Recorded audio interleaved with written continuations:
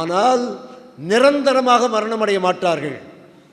மரணத்துக்கு பிறகு ஒன்று அவர்கள் நரகத்தில் இருக்கணும், இல்லைன்னா பரலோகத்தில் இருக்கணும்.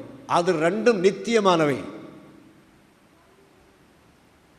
மனுஷனை ஒரு வகையிலே தரக்குறைவாக எண்ணுகிறவர்கள் தான் மனுஷன் மரணத்தோடு முடிந்து விடுவான் என்று சொல்லுவார்கள். எப்படி?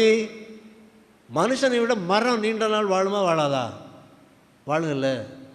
ஒரு மரத்தை நீங்கள் நட்டிங்கன்னா, நான் நட்டேன் என்றால், நான் சிறு பிள்ளையாக இருக்கும்போது ஒரு மரத்தை நட்டேன்னு வைங்க, நான் செத்து போனாலும் அது இந்த மரம் நிற்கும். அப்போ ஒரு மரத்தை விட கேவலமானமா மனுஷன்? சில மிருகங்கள் மனுஷனை விட நீண்ட ஆயுள் வாழுது. அப்போ மனுஷனை விட அது சிறந்ததா? இல்லை. மனுஷனுடைய ஆயுள் குறுகியதல்ல, மனுஷனுடைய ஆயுள் மிக மிக நீண்டது. எட்டர்னல் லைஃப், நித்தியமான வாழ்க்கை.